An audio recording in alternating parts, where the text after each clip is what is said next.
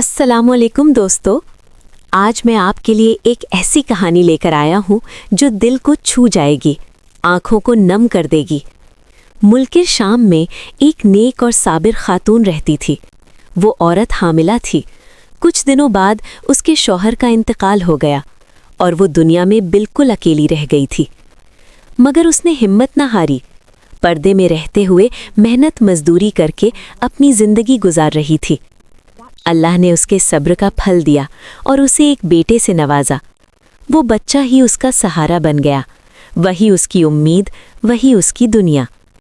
ماں نے بڑی محنت سے اس کی پرورش کی، اسے ادب سکھایا، محبت سکھائی۔ وقت گزرا، جب بچے کی عمر 6 سال کی ہوئی، رمضان شریف کا روزہ رکھا۔ عید قریب آئی، محلے کے سب بچے اپنے والدین کے ساتھ بازار جا رہے تھے، نئے کپڑے، جوتے، کھلونے خرید رہے تھے۔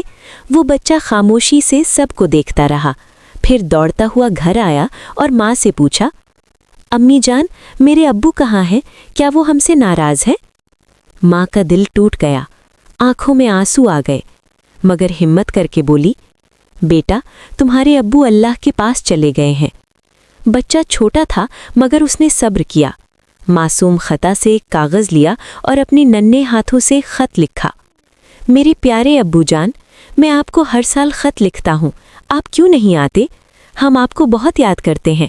میرے سب دوستوں کے ابو ان کے لیے کپڑے لاتے ہیں، ہمارے پاس پرانے کپڑے ہیں، امی کے پاس بھی کچھ نہیں، آپ جلدی آ جائیں، ہم آپ کا انتظار کر رہے ہیں۔ ماں نے بچے کا دل رکھنے کے لیے پتہ لکھ دیا، مقام جنت، ملک عدم۔ بچہ خوشی خوشی وہ خط لے کر ڈاک خانے گیا، مگر وہ چھوٹا تھا، خط ڈال نہیں پا رہا تھا۔ ایک یہودی شخص گزرا، اس نے بچے کو دیکھا اور پوچھا، بیٹا کیا ہوا؟ بچے نے کہا، میں اپنے ابو کو خط بھیج رہا ہوں۔ اس نے خط لیا اور جب پتہ پڑھا تو سب سمجھ گیا۔ وہ خط اپنے ساتھ لے گیا، گھر جا کر پڑھا اور پوری رات سو نہ سکا۔ اس کا دل ہل گیا، روح کانپ گئی۔ اگلی صبح وہ ایک اشرفیوں کی تھیلی لے کر آیا، بچے کو بلایا، پیار کیا اور کہا، بیٹا یہ تمہارے ابو نے بھیجا ہے۔ بچہ خوشی سے جھوم اٹھا، دوڑتا ہوا ماں کے پاس گیا۔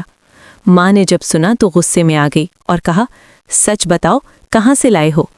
بچہ روتے ہوئے بولا، امی، وہی چچا جنہوں نے میرا خط لیا تھا، انہوں نے دیا۔ ماں سمجھ گئی، یہ اللہ کی مدد ہے۔ ماں نے اللہ کا شکر ادا کیا، بچے کو لے کر بازار گئی، نئے کپڑے خریدے، خود بھی عید کی تیاری کی۔ ادھر اس یتیم کے گھر خوشی تھی اور ادھر اس یہودی کی تقدیر بدل رہی تھی۔ ایک رات جو سب بدل گئی۔ رات کے وقت اچانک اس کے گھر نور پھیل گیا، فرشتے اترے اور ایک نورانی ہستی تشریف لائیں، جن کے آنے سے پورا گھر خوشبو سے مہک اٹھا۔ وہ گھبرا کر بولا، آپ کون ہیں؟ جواب آیا، میں محمد صلی اللہ علیہ وسلم ہوں۔ فرمایا، تم نے میرے ایک یتیم امتی کی مدد کی ہے، میں تمہیں اس کا صلہ دینے آیا ہوں، کلمہ پڑھ لو۔ وہ چہرہ دیکھا اور دل پگھل گیا، اسی وقت کلمہ پڑھا اور اسلام قبول کر لیا۔ سبق: دوستو، یتیم کا دل بہت نازک ہوتا ہے، اس کی ایک آہ عرش کو ہلا دیتی ہے۔ اگر آپ کسی یتیم کے سر پر ہاتھ رکھ دیں تو اللہ آپ کی تقدیر بدل سکتا ہے۔